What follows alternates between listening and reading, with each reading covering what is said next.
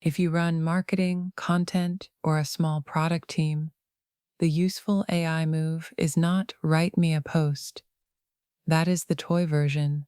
The real move is building a campaign factory, one repeatable workflow that turns an idea into drafts, assets, approvals, publishing, and measurement without restarting from zero every time. Here's the news signal. eMarketer's same-day piece says marketers can slash campaign production times through automation and collaboration.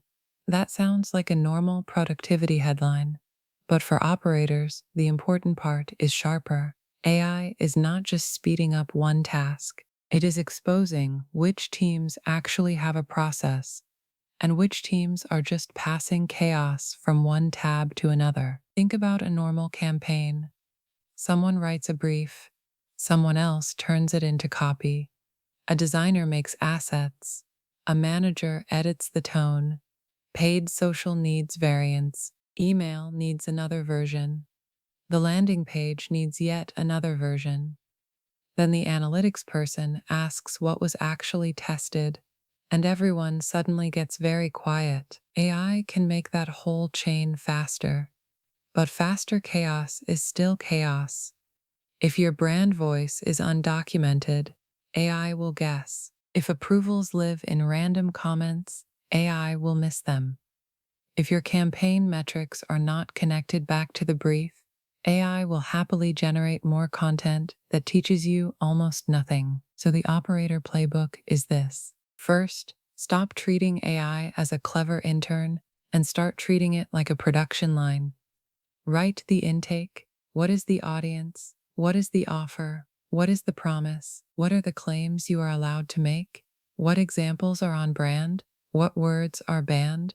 Boring? Yes, that is why it works. Second, split the workflow into stations: brief, angle, draft, creative variants, compliance check, publishing checklist, measurement notes. Do not ask one giant prompt to do everything.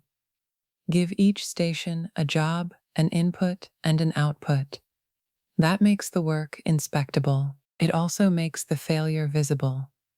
When the copy is bad, you know whether the brief was weak, the angle was vague, or the review step was missing. Third, keep humans where judgment is expensive. AI should generate options, compress research, rewrite for channels, and prepare test variants. But humans should still approve positioning, claims, customer promises, budget, and the final lesson from the campaign. The danger is not that AI writes a mediocre headline.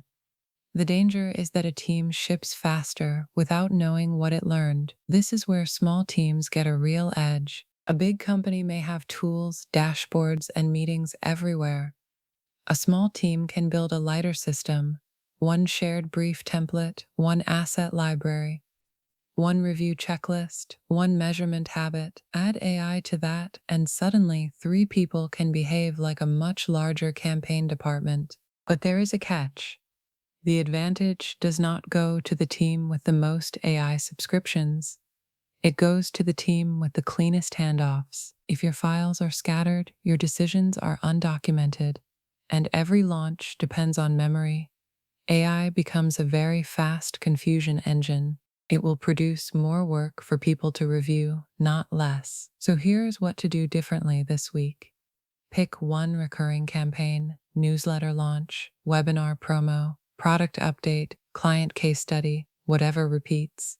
Do not automate the whole company. Map that one workflow. Write the brief template.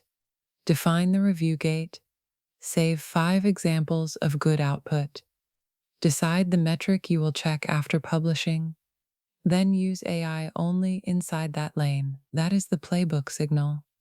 AI marketing is moving from make me content to run the campaign system. Operators who build the system will ship faster and learn faster. Operators who just prompt harder will mostly create a bigger pile of drafts, and honestly, that is the quiet power shift.